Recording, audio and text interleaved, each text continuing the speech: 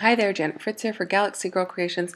Welcome to my channel. Today I am participating in the Secret and Not Secret Kit Club's wood grain hop, and I am using this really old photo of my daughter when she was 2. She's 25 now, so it's 23 years old, and I'm using this paper from Echo Park, and it's like a spring garden type line.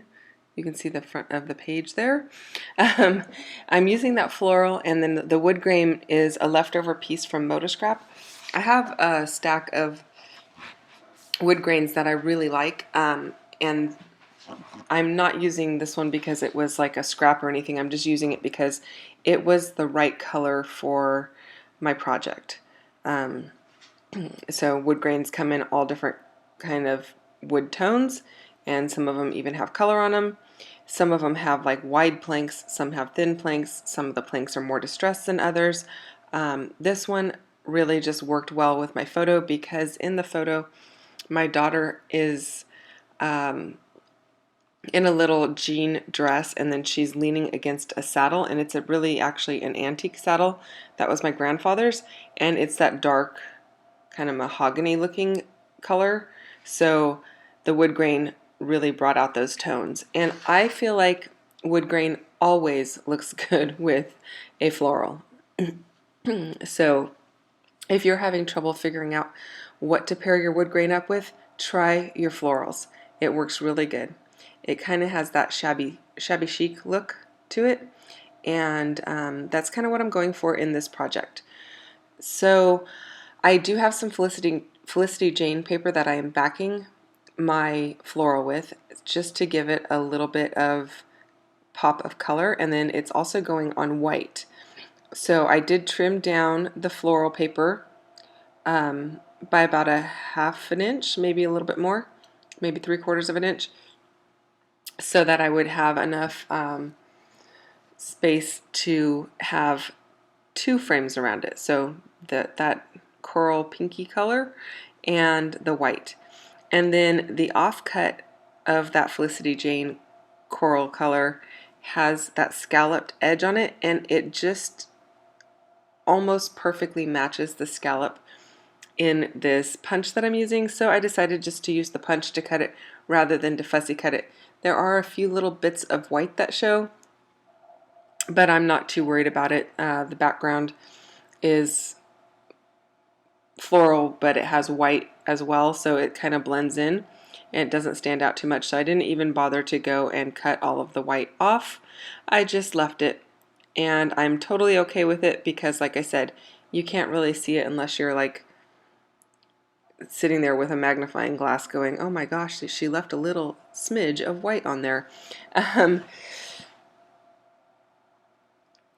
The rotation there is me just trying to figure out if I want the wood grain to be vertical or horizontal. So I went back and forth several times trying to decide this, and I left the wood grain at the full 12 by 12, not 12 by 12, 12 inch across, so that it covers that pink border and it goes all the way to the outer edge of the white paper that everything is backed on.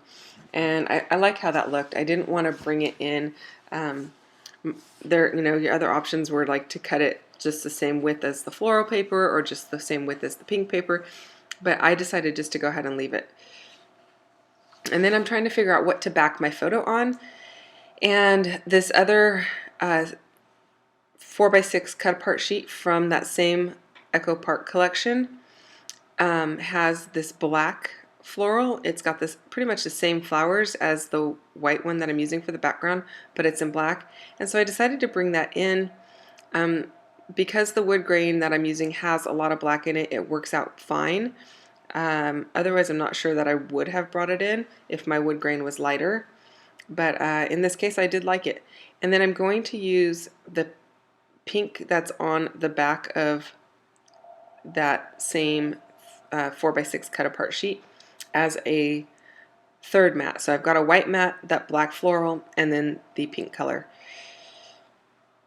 And then I'm going to use this 3x4 card from Felicity Jane, and that says beautiful on it. And I knew kind of at the beginning that I wanted to use that, and that's one of the reasons I chose the cardstock that I did to kind of back everything with, because it matches. And you're probably wondering why the heck I'm ripping my page apart. But I knew I wanted some of this corrugated paper to show, and it's a tad bit brighter than the Felicity Jane paper. But there is a lot of variation in those flowers that are on the floral sheet. So I felt like it matched fine, and I'm bringing it into multiple places, and so that's going to work out. That is just a little tip if you're having a hard time finding something to match. Like if I just leave it in that one place, yes, it does kind of stick out because it is a tad bit brighter or a little more orangey than the other pieces. But since I'm bringing it into multiple places, it looks like it belongs. So that is my biggest tip for people who don't like cream and white mixed together. I try to tend to lean towards cream being another color and using it in multiple places, and then it looks like it's supposed to be there. It's kind of, you know, if you're going to put blue in one spot on your layout, you're not just going to leave it in one spot. You're going to put it in multiple spots to tie everything together. Same thing with cream, same thing with this corrugated paper.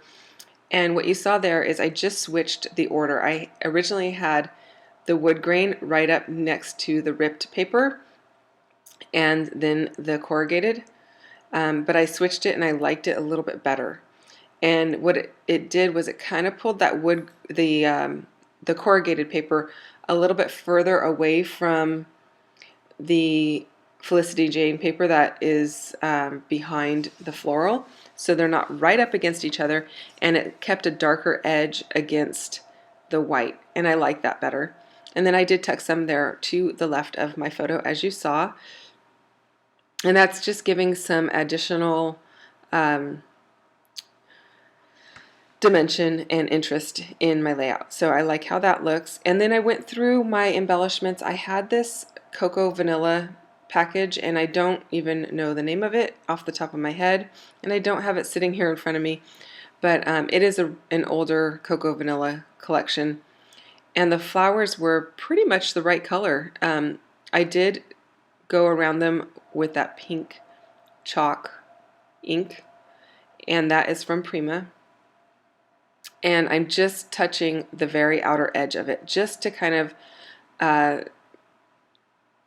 make it so it doesn't blend in quite so much with the background, because they are pretty light in color, especially that one in the upper corner there that I'm working with.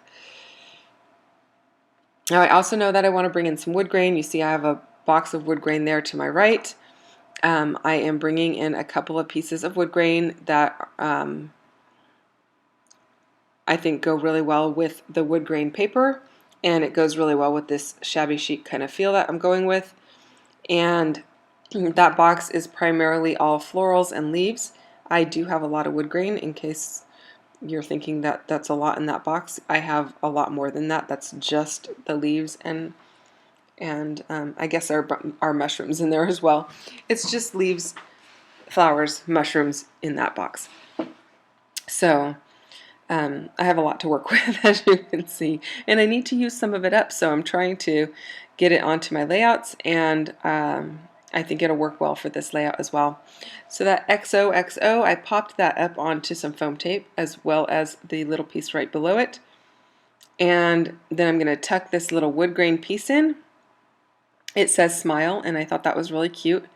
I also like bringing in other shapes. I don't want everything to be round, so the flowers kind of take care of the organic shape. Actually, I said that wrong. I don't want everything to be square, so I brought in something that's round. I brought in the organic shapes of the flowers, and that just kind of softens everything up.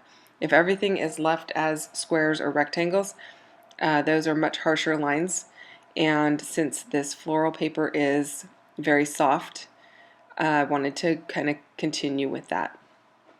And that all of that together kind of softens up that wood grain feel. And this photo was taken at, like, I don't know, Sears or Penny's or something like that way back in the day. and I just thought it was cute. She has her little cowgirl hat on in red, which you might think the red hat kind of doesn't go with this layout, but because it's the only red in the layout and there are some hints of that dark pinkish red in this floral paper, it does work.